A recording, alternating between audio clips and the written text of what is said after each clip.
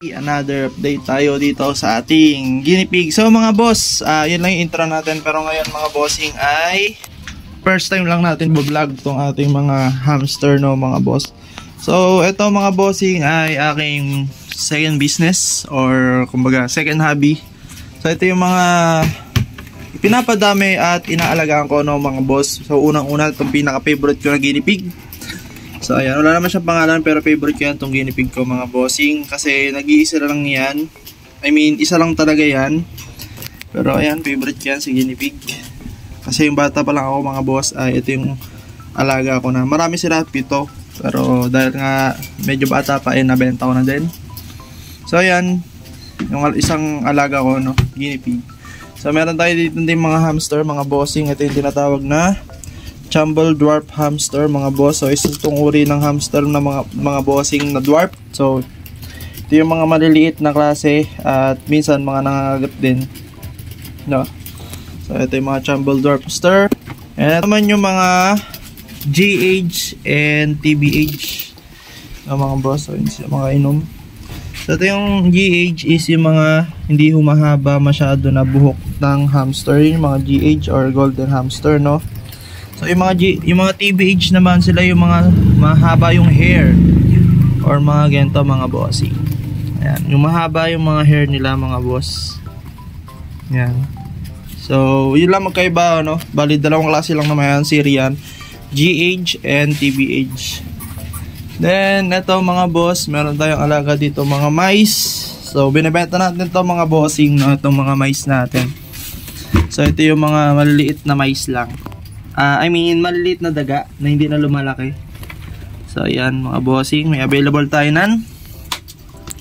Pwedeng pet, pwede ding pakain sa mga bull python or any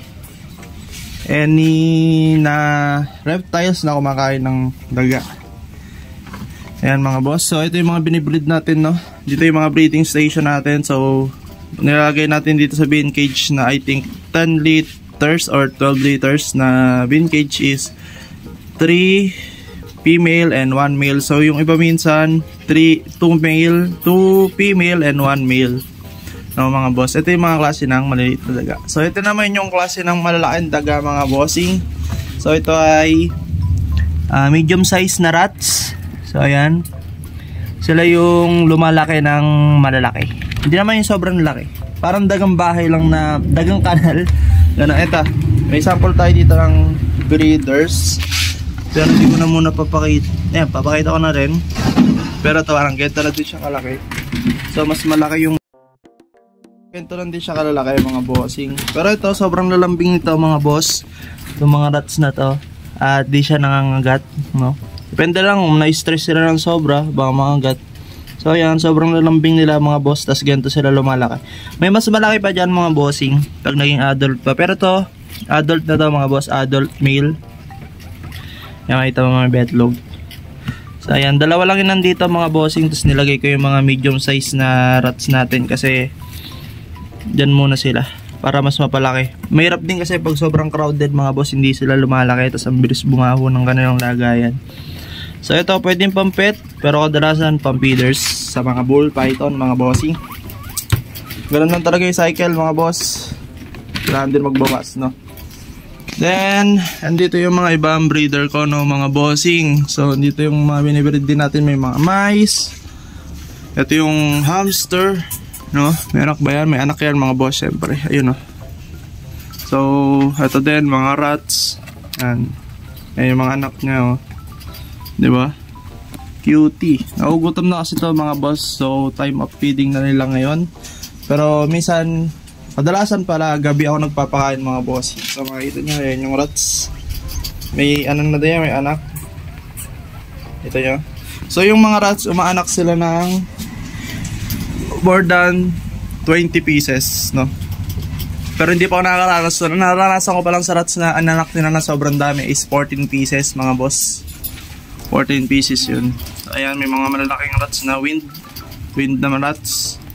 And yung iba is mga pup. And yun, pag wind na kasi mga boss, inaalis ko na yan. So ilalagay na natin sa grow out tub. Like yung grow out tub yung ganito. Example, yan to mga boss. Ito small rats na kasi ito eh.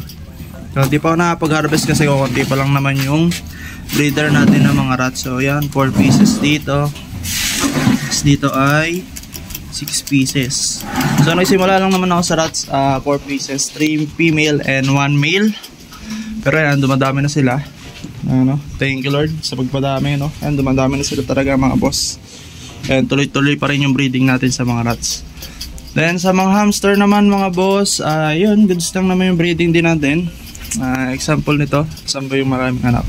Hanapin muna natin mga boss. Example nito mga bossing, ito yung TBH, no? So marami-rami din yung anak nito, I think 9. Ayan. So naalagaan nyo naman ng mabuti mga bossing, basta hindi siya maubusan ng water supply and food supply no mga bossing. Kasi sa kanya nakadepende yung pagpapadede or kung gaano magiging kalusog yung mga anak niya. 2, 3, 4, 5, 6, 7, 8 ba to or 9? 5, 6, 7, 8, 9. Okay, 9 pieces na anak niya mga bossing. At hindi siya namayat no mga boss.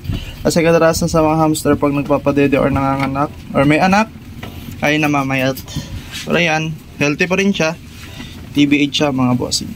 So ayan, dami no. So may mga iba pang klase yung mga hamster dito. Pero yun, napakita natin yung dalawang klase. Itong mga Syrian and TBH. Ito yung mga dwarf hamster no, Campbell dwarf hamster.